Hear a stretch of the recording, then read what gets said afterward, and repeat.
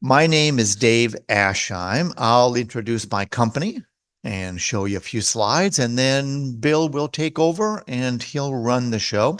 Bill has given a presentation similar to this to a lot of audiences, so it's a well-tested and a great presentation. So I think you will all just love it.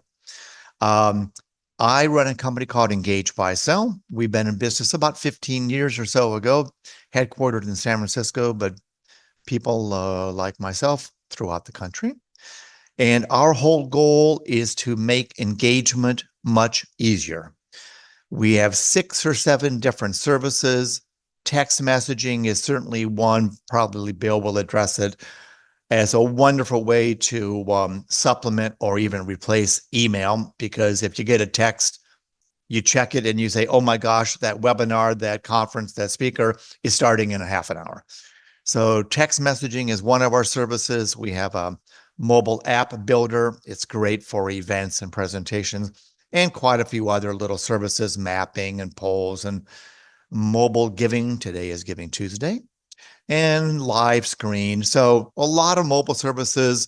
This whole presentation is not about Engage Buy Sell, but it's all about engagement, and mobile can help play a role in that. And as I said, Bill might touch upon it. We'll talk about it at the end, but it's basically Bill's presentation. The kinds of organizations and events that use us, a lot of city events, the Thanksgiving turkey trot, holiday lighting, all those things. A lot of symposiums and conferences will use text messaging and mobile site, and alumni. Atlanta Botanical Garden just launched a huge holiday light show. And of course, every fundraising service likes to have text messaging. Thank you all for being here today. I am excited to share with you my 6 event marketing fails and how to fix all 6. Like you, I'm an event marketer. And the way I'd like to start with this is to show you all the ways that I have failed, at least as many as I could fit on a slide here. And I do that because the business that we're in with event marketing, just to sort of level set and what today is all about, is embracing the idea that it's okay to fail. We all do it every single day in different ways, but when it comes to events and event marketing, we want to see these opportunities not as winning or failing. At least this is the way I look at it. It's are we winning or are we learning? This is a famous quote from attributed to Nelson Mandela. Just if your mindset is one that is about learning rather than losing or not winning, then you'll be able to get somewhere. You'll be able to build upon your success. And so what I'm here today is to share what I've seen in my 20 years experience in direct response marketing in terms of events and what works and what doesn't. So buckle up. It's going to be a fun, series of chapters that we're going to go through, and feel free to ask questions in the chat, and we can unpack your situation. Attendees, are waiting forever to register for events. We see this across industries. 360 Live Media, we're an agency that does event strategy, marketing, and design. And we see that attendees, just since COVID, are waiting longer than ever. And by the way, exhibitors and sponsors expect more than they've ever expected from us, from events, from that ROI. And so it's important to understand that we've got a lot of stakeholders out there that we need to make sure we're addressing their needs. And the kicker here is not only do we have to get attendees to pay attention to us, and exhibitors and sponsors want more from us, but we have to do it with a shoestring budget at best, and with fewer resources, perhaps people, along the way. So I recognize this dynamic is tricky, and this hopefully is part educational, part support group, whatever you need it to be today. But I'm eager to jump right in. So it's easy to say all these things, but what do we do here? Where's the best place to start?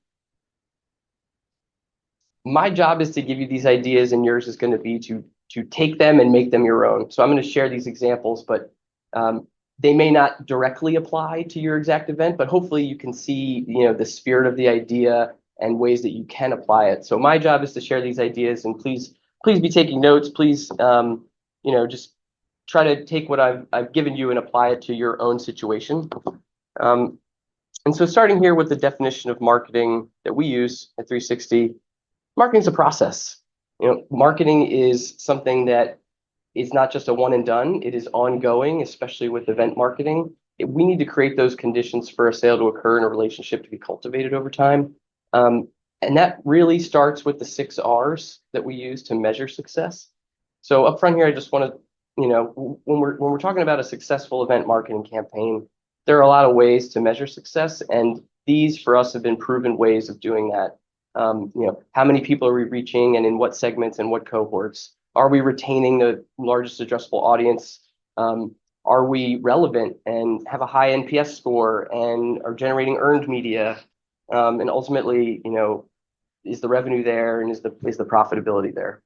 And so I'd say before you can have a conversation about is our event marketing working or not, it's got to be more dimensional than just did we hit a metric. How many bodies were there? That's one piece of it, perhaps the reach, and maybe that's tied to revenue. But really make sure that as you're setting objectives and considering the strategies that you're already employing or that you plan to, that they're rooted in something that's objective and not someone's subjective version of what success looks like. Because if you're clear, then you can take the ideas we're going to share here today and apply them to your campaign. And then I've got the 12 pillars here, another construct for you on the level set that the 12 pillars for us are, in conjunction with the 6 R's. We've got a lot of letters going on.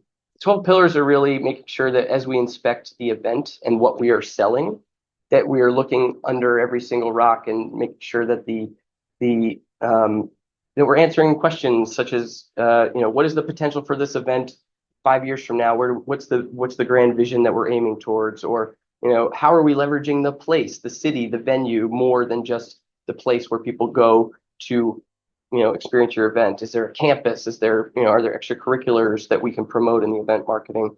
So again, I'll use these words throughout my presentation, but just wanted to level set and share them with you that when you have these familiar constructs and you can come back to them, then you can improve upon these categories. You can accelerate growth if you're more clear on what you're working with. With that, my first fail here that I see across organizations and events of all different sizes is that everybody thinks early bird pricing is the fix. Early bird pricing is integral, but it is in and of itself not enough. As I said before, that attendees are waiting longer than ever. We're seeing, here's an example redacted in terms of the organization, but this applies to events of all sizes, that people are waiting. The last half are coming in 6 weeks before the event. And this feeling of looking at your numbers and seeing that 25% of people are registering in the last 1 to 2 weeks, and sometimes it's 10% or more on site. This is a problem, and this is a fail because it's way too late to make resourcing decisions. And if we don't know who's coming, it's harder to sell sponsors and exhibitors earlier in the cycle. And so our job is to try to, as event marketers, is to pull the demand forward in this demand curve so people are registering earlier. And so we need to question that assumption about early bird pricing being the be all end all, and really think about it in terms of demand-based pricing. Meaning we can't just have early bird and an on-site price and expect there to be urgency throughout this campaign. We need to engineer urgency as marketers.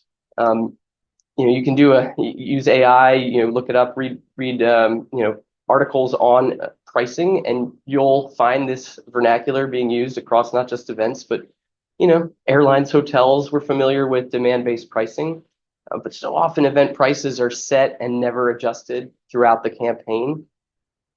It's important to instill urgency in our event marketing and upfront in the plan to have multiple price tiers that people can see that are coming in terms of, there's the early bird price, there's advanced, there's regular, there's on-site. We want to have multiple jumps in our price during any given campaign, because that's the thing that moves the needle. We're all way too busy, and what you can see here on screen is an example where, having an early bird price in July in this event and one at the very end, just you see a flat line of reg and it's nowhere any event marketer wants to be when no one's paying attention and no one's buying. What we did with this organization was we actually added multiple extra price points. That's the lightning bolts that you see there for the subsequent year, where they did introduce more pricing options. And you can see how the demand stays consistent, and it's not perfect, but what it does is it allows us every 4 to 6 weeks to say, hey, now's the time to pay attention. Now's the time to act. Now's the time that you should register for this event. Because once that first early bird price is gone and you don't have anything in between, you're just left hoping that people see the true value on its own merits of coming to your event. But again, we're all just way too busy to be able to prioritize something that's not feeling as urgent or time bound. So that's the point here is let's really think about what our pricing strategy is to make sure we maintain that urgency. Additionally, in terms of pricing and ways of positioning the event to be more interesting and create that urgency is having targeted campaigns for different types of behavior of attendees. For example, people who have added to the registration to their cart but didn't check out. We should have an automated campaign set up in terms of email and text and advertising to retarget them and get them to come back. We need to make sure that we are segmenting groups that are distinguished from each other, and we are not just blanket flash sailing everyone all the time, because that's going to reduce the value in the event in our attendees' eyes. And so I'd encourage you, as you're thinking about strategic campaigns, that the audiences you're targeting are truly unique, different, and that message is being delivered in a way that's more focused and not blasted out and publicized everywhere. It should feel something that's unique to them because of their connection to you or your organization. Another key in terms of driving registration and demand earlier is to not neglect the people who have already registered for your event. And so we call it nurture, but someone who registers today, let's say the event is in 6 months, we better talk to them more than just the know before you go email, because those people signed up early and they were bought in, and let's honor that by communicating with them updates about the event on a regular basis and really generate enthusiasm and excitement for the event. And even use them as brand ambassadors to help us activate other registrations. We're communicating with people who have already purchased a ticket, a pass, whatever your version of that is. Let's include in those monthly newsletters to attendees before the event incentives to bring their team, incentives to bring their colleagues, and we can automate this in something that you don't have to work too hard to enable as much as it is a conscious thought. And the reason I share that is because it often leads to increased verified attendance on site. So for the example I'm sharing here, Plastics Show from earlier this year, we had an intentional attendee nurture campaign that drove an increase in attendance on site compared to the prior show cycle. So just by staying engaged with people who have already purchased, you can get more people to show up, in addition to driving additional registrations. All right, fail number 2. A familiar feeling for event marketers. We feel, we can want change, we can hope for change, but sometimes it's really difficult to see it or and actually make that effect. So by that I mean, there's always a conversation around brand consistency, right? And making sure that our brand stays consistent year to year. And you're seeing, I just mentioned the Plastics Show as an example of the 2015 and the 2018 creative. This show's triennial, so every 3 years. Some pretty consistent, straightforward branding from these two show cycles to each other. Unfortunately, in 2021, this triennial show was canceled because of the pandemic was still very much active at this time, and it wasn't something that the organization could deliver on at this moment. So we have the branding of the past, the legacy. We have this gap in 2021, and then a need in 2024 for this show to really break the mold and get out of their own way. They were stuck in the past and looking for something to re-energize their audience. And so in order to be relevant, we were relentless in how we repositioned this event, this conference, to be not just the premier, destination that convenes the industry each year, but really an event that had a new purpose and a launch pad for innovation. And in doing so, the theme was integral in this made for you theme, and the creative needed to stand out and be so different from where this organization had been. And just theming is such a good way of getting you unstuck and changing the way you talk about your conference, because theming is fleeting. While it does have to relate to your brand and be cohesive and relevant to the value proposition that you deliver, it is also something that can be flexible and should be timely given when your event is. So again, this theme, this idea of made for you in the plastics industry, this organization needed to tackle ideas such as sustainability and workforce depletion, and they needed a new way of talking about the personalization of plastic material in our lives, and making it more than just a heavy equipment show or a large trade show. It needed a story, it needed a voice, and the theme helps us in event marketing to do that and to really address the needs and concerns of the individuals as well as the industry. When it comes to marketing strategies for this, so taking the theme and operationalizing it, it's important to have an integrated campaign where that theme can be adapted across different segments, personalized, so that it's not just come to the largest annual meeting for our industry. While that can be true, it's not as personal or compelling of a reason to attend. And so when you go through all the different things we've got to work on in order to deliver a great experience in terms of marketing and promoting it, the theme needs to be adaptable, whether it's more visual or more of a narrative or earned media versus paid. There's so much that goes into an event marketing campaign that what we want to do is give ourselves that flexibility with the theme and making sure that the website and all marketing channels really are able to adapt that theme and really connect and feel like the organization is modernizing. We expect this from consumer brands naturally, as people, as humans, that our brands that we're affiliated with are going to make us feel like this was made just for me, this is tailored, this is segmented just to me.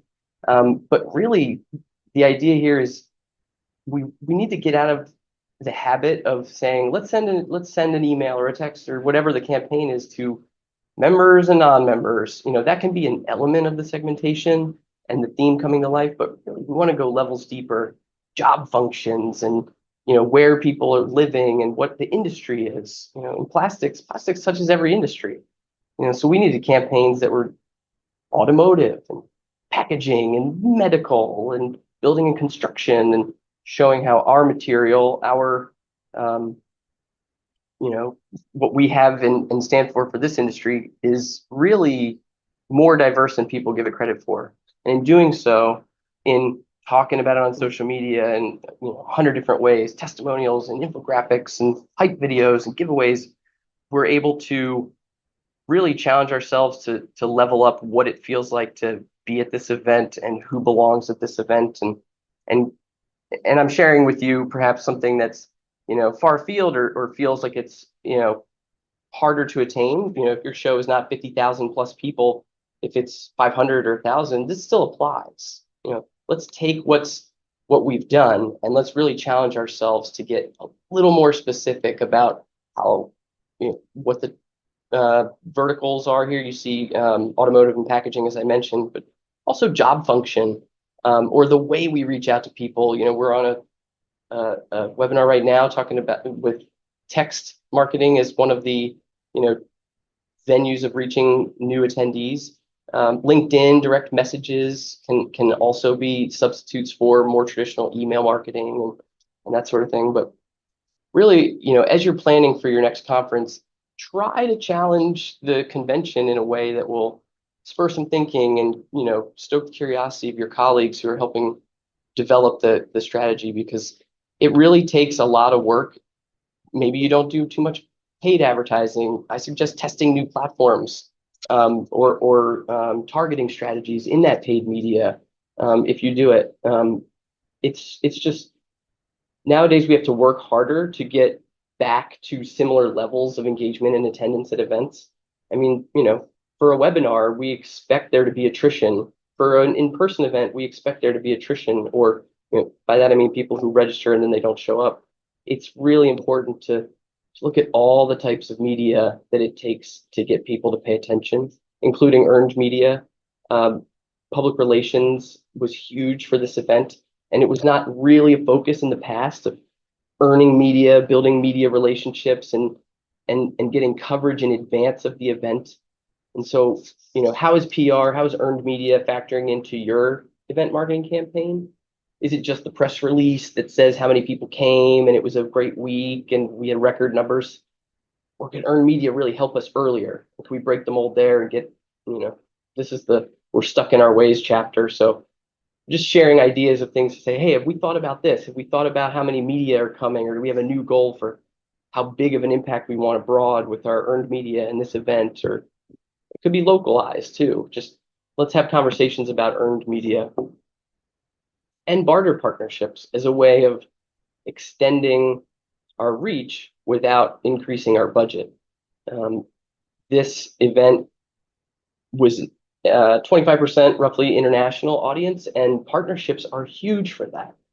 People who are in other countries or other verticals or other industries who can help amplify our message to their audiences. So building relationships with other similar organizations or adjacent organizations to help deploy the communications you're already making for your own website and email and social. Let's get other groups activated and not stay stuck in a very straightforward way of addressing our audience and their needs with this event. Our third fail, as marketers, we think a lot. We think, will people think this is a good subject line? Will people think that this is a good email or value prop elevator pitch for what we're trying to promote? And I'd say it's natural to feel that way, but there are fixes for that too. As I said earlier, it's not about winning or losing, it's about learning. And if you maintain this mindset and just, we're all human beings at the end of the day. And if you can foster a more curious culture, you will find ways of overcoming whether something will resonate or not just by testing. These are just some very simple examples, and I'm sure you've got plenty of other ideas in terms of what can be easily tested when you're deploying marketing communications or ads or any sort of execution. It should be part of the conversation. What are you testing this week or this month, and tracking it, and then making the winners of your tests the new control to try to beat. I just talked about getting stuck in our ways and challenging convention there in terms of the strategy. Well, this is related to that, but this is so much more of a mindset that, when you can use data, it will help you make decisions on your team. And what I'm showing here is just a very simple example of, years ago, we were working with an organization that had differing opinions on which creative direction to go. And so we just did a simple online poll. There are platforms out there that are, you can use Google or free platforms. There's also pay-to-play survey platforms, but ask your audience if you're not sure which, imagery they prefer or which event theme best resonates with them or what topics best resonate with them. This could be done on social media as well. It doesn't have to be an in-depth study, rigorous research study as much as it is, hey, we've got two good ideas. Let's prove which one works without having to argue about it all afternoon. Let's, field a quick little survey, see what resonates. We can conduct interviews, with the audience, with our attendees that match the profiles that we seek to attract. First timers, loyalists, people who belong at this event but have never seen, their place in it. Let's ask them what their challenges are, and then let's make sure that the event can pay that off, because that marketing will be so much more effective and influential if it's rooted in truth from the audience's perspective. So using data qualitatively, quantitatively, to, again, just eliminate the swirl that inevitably happens on a team where you got a lot of people working hard with good ideas, but they're different. And so we're looking for ways of removing some of that subjectivity from the conversation. And just be relentless about insisting that we test something. What could be done that we will learn from, that we could build upon, and eventually grow this event. This is actual footage from me on vacation this summer. This is what it can feel like, though, as an event marketer, that we're all working a little bit too hard and can't, catch a break, and still trying to catch up to that registration goal. But, a fix for that is activating other people. And by that, in this case, I'm saying brand ambassadors, brand champions, people who want to tell a story that's related to what you have, going on at your event, and let them be the ones who help convince other people to attend. This example comes from Ascend, which is an event for the aerospace industry, and it was built by the American Institute for Aeronautics and Astronautics, rocket scientists, people who are building spaceships and going to the moon.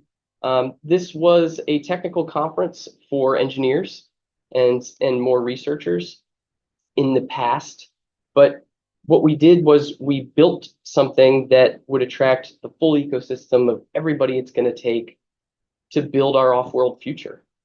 And so what we declared and what we learned in building this event and marketing it was that there were so many people out there with their own perspectives on what it meant to build an off-world future, in outer space. If you want to go live on Mars, we're going to need some way stations on the way to refill. We're going to need to take breaks. We're going to need to communicate back to Earth, and who's in charge in space, and who's cleaning up the trash, and who's, there's a lot of things that you start unpacking when you make an event bigger than just a narrow segment, but for everybody with a similar interest.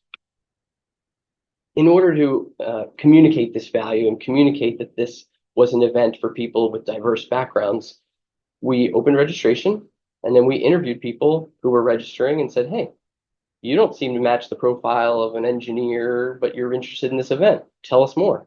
And we recorded those stories, and we put them in advertising and social media and on the website. And at the event, they had roles and perks for being part of this. But, as you can see, we represented, the teacher here in this case was the 7th grade science teacher who wanted to teach her students about, space and the future of innovation in developing our off-world future. She wouldn't have normally come to this conference, but because we appealed to a broader spectrum, this teacher came, and plenty of academics came who wouldn't have normally been at an aerospace event. So what this chapter, this fail and fix, is intended to communicate is just, you don't have to do it all yourself. You can put people out there who really they're going to be so much more credible than you can on your own as a marketer in articulating just the real essence of what it means to be in the company of other entrepreneurs and visionaries in this case. Or, think about your own industry and who are those kinds of people who you want to see represented, but who may not be there yet. Find them, capture their stories, and then leverage them to help find others like them. The reason I share that story too is because 2/3 of the people who came to this event were not members of the organization. And so if you have a membership type organization, this should appeal to you, because you're always looking for new ways of attracting non-members to come. And the point there is we didn't start with a member mindset. We started with what problems are we trying to solve? What opportunities are there in this space? And then anybody who has that mindset can come. And that's the place you need to be at this event, because you'll be in the company of people who are like you.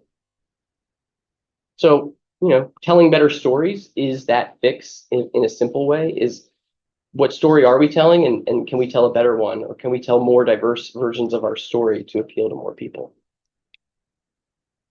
Fail number 5,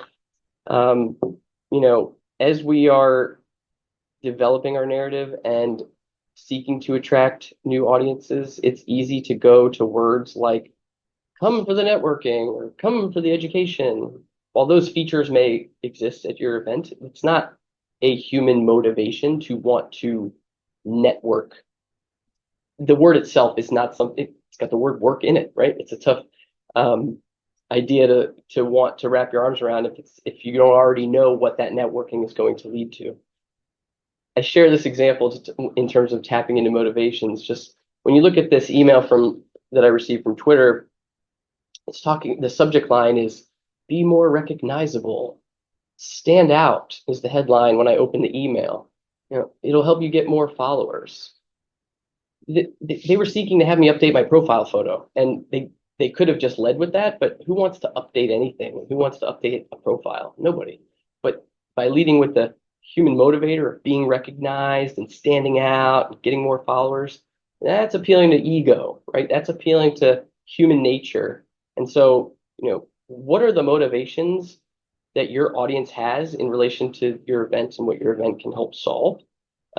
It's important to get clear on that because, humans, there are a lot of motivators, but there's also, probably a finite set that, are compelling and you can deliver on in your value prop, and make sure that you're really talking about all of those over the course of your campaign, not just, the boilerplate language that is easy to pick up and change nuances about, where the event is this year. Really push yourself to think, what does a CEO or what does an early career or what does a supplier really think? Because these are the things I care about. This is what I'm looking for. Why? And how will the event deliver on it?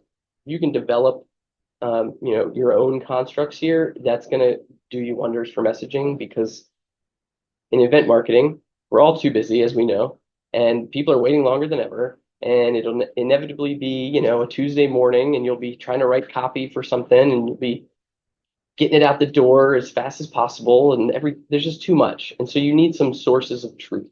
You need some places to come back to. And in this case, for messaging that you've developed in advance, that you can pick up from, that you can make sure you're hitting all the notes, that you're really staying relevant to your audiences in a segmented approach.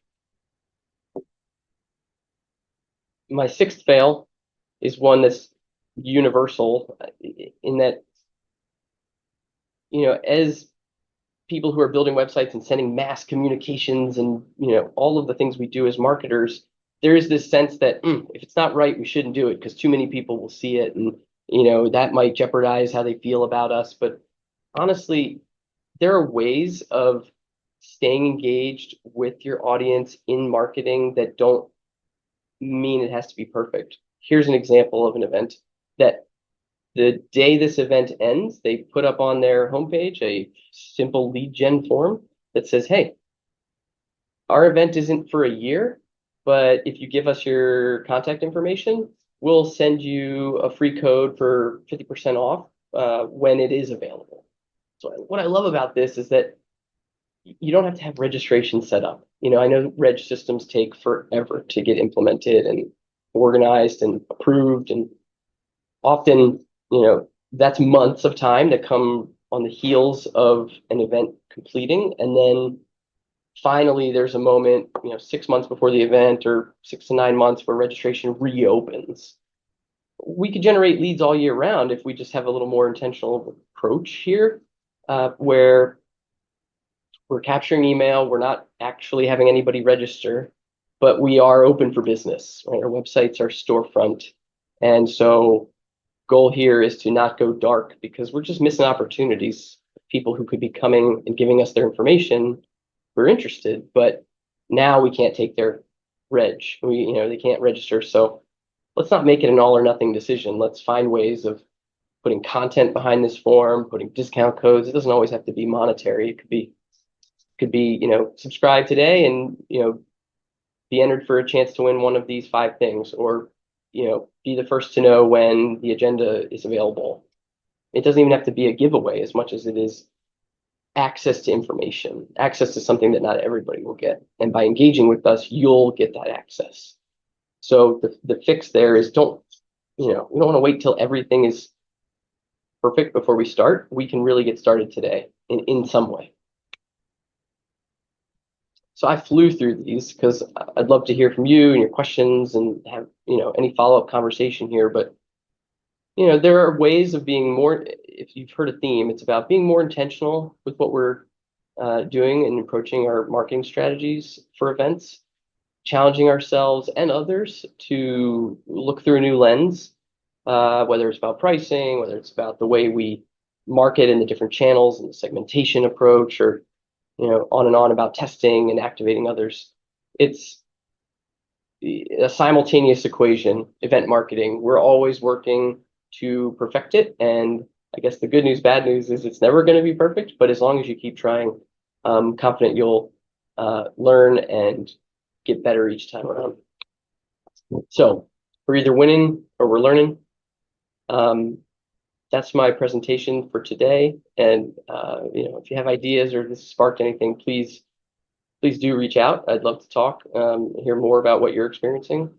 And Dave, if you want to ask me any questions or any from the audience, let's do it. Great. Well, I wrote down about 10 for you, Bill. So, but maybe we'll see if some of the folks that are listening have some questions, and we'll weave them in. Maybe I'll start with one and then we'll take all the questions. But folks, Bill is a real expert in this. Their organization really puts on huge events, small events. And so when Bill gives you these ideas, this is almost truth. Just some random questions, Bill. Slide 1 about the urgency. Targeting based on behavior. I love that. That's such a great idea. What about targeting based on trying to encourage people that normally wouldn't come to this conference? I was at a Waste Expo conference this year. Nobody from marketing, nobody from communications, nobody from PR. And I'm thinking, what a missed opportunity. It was all, fixed assets. Would you ever try to reach out with special pricing to certain kinds of titles? Yeah, absolutely. I think, when you've got an ability to target a group of people with a certain criteria, job function, region, sometimes people who are local could be a segment, but yeah, let's use job function as an example.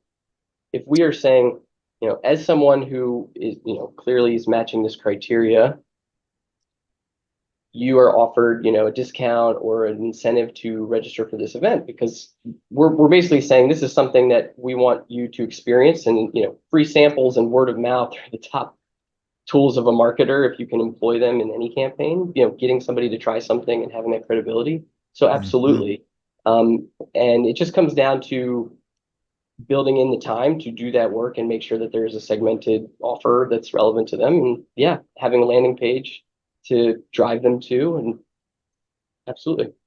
What about the size of the organization? Some of these conferences can be $3,000, $4,000, $5,000. And if you're a little charity, you're going to the ASAE conference, that can be pretty pricey. Do you see a trend where discounts are given for either first-time attendees or small organizations? We have seen examples where, for very niche cohort segments, there are scholarships that sponsors will pay to have groups come to be able to come to an event, subsidizing it. So you don't actually trade off the revenue as much as you get someone else to, contribute to have that strategic group of people come. Perhaps it's early career, perhaps it's an adjacent audience that, a different industry but belongs there, and having it not have to be something that breaks the bank in order to give away that discount. I think that's a really smart approach. But if there is a group that you're willing to allow in at a significantly reduced rate in order to have them there because of the value that they'll bring and who else they'll attract, I think that's totally a great idea. Just building it into those goals, right? That we're not expecting as much revenue from that cohort because they're there for a different reason. That's right. Your second topic talked about branding, and I would love to hear from people that are listening, and I'll ask you the question. When I saw the new branding for that organization, instantly it conveyed to me, oh, this is a whole fresh approach. I'm gonna learn so much more now because it's slick, it's fresh. Maybe I haven't been for 4 years, but maybe I need to go because it looks so sharp. Folks that are on the webinar, I'd love to hear from you. Do you think that that would convince more people to attend instead of use the same branding that we've used for the last 20 years, or does it not make a difference? Bill, I'm sure you're biased on yeah, it makes a big difference. Yeah, I'd say I'm biased, but I'm also reasonable in terms of there's a rubric for direct response marketing that is list, offer, creative. If anyone's ever heard of that, 40% of the success of an event of any marketing campaign is the list, the audience, who you can reach. 40% of the success is the offer, the product, the value prop, and what's compelling about it. And then 20% is the creative and how it's packaged. And so to me, I see it as the icing on top that, we know who we're talking to. We have such a good, therefore we have such a good, compelling event to deliver for them. And then that creative, if it matches that vibe and that personality that, for that audience, then it seals the deal. But it really does start first with the audience and the event itself. Yeah. Okay. You also mentioned in your fifth topic about human motivators. I go to 10 conferences a year. And when I ask people why they came, the words oftentimes are never in any of the promotional material. It's fun. I've never been to Cincinnati, or I love going to Vegas, or I want to come to Orlando with my kids. So the fun part, I'm going to meet some really interesting people. So the whole networking part. And back to the fun, a lot of these conferences will have events at the aquarium at Universal. They're not promoted. Oh, I've never been to Universal. You know what? Maybe that's going to sway me to go. I'm looking for a new job. I'm not that happy at my job. And what a phenomenal place to go network. Mm-hmm. Education, of course, is the one that's pushed. You're going to learn a lot. You're going to attend these sessions. And then finally, the vendors were always a vendor at these conferences. You can learn so much by just talking to these vendors because they're talking to people like the folks on our webinar all day long with really interesting ideas. So what's your feel about that? I just oftentimes think that the whole marketing pitch is not really hitting the human motivators as to why I really had a great time. Yeah.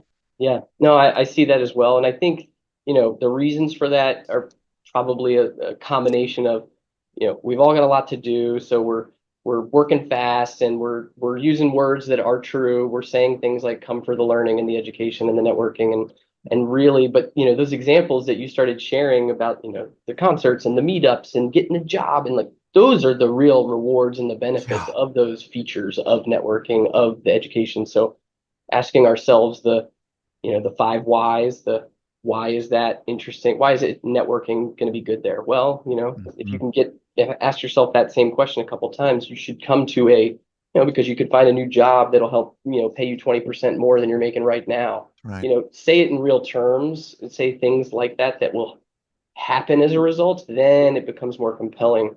But yeah, the X factor stuff, that's why people really go. They may not tell their boss or whoever's approving the costs, but people need to hear that stuff. And I do think it should be part of the equation for sure. I do too. Well, Anna's going to show the contact information for Bill and myself. Any more questions for Bill? And Bill, you would love to chat with everybody that's on the call or listen to this later. Just reach out to you via email and set up a chat, I'm sure. Yep. That would be great. And same for me. If anybody is intrigued about using mobile to try to help at your events, give me a holler and we'll have a conversation. We're going to send out the slides tomorrow and a copy of the video as well. We'll post it on our YouTube channel. Bill, thanks so much. I learned a ton, and I'm sure many of you in the audience did too. But thanks so much for joining us today, and we'll wrap it up. Thanks again. Thanks.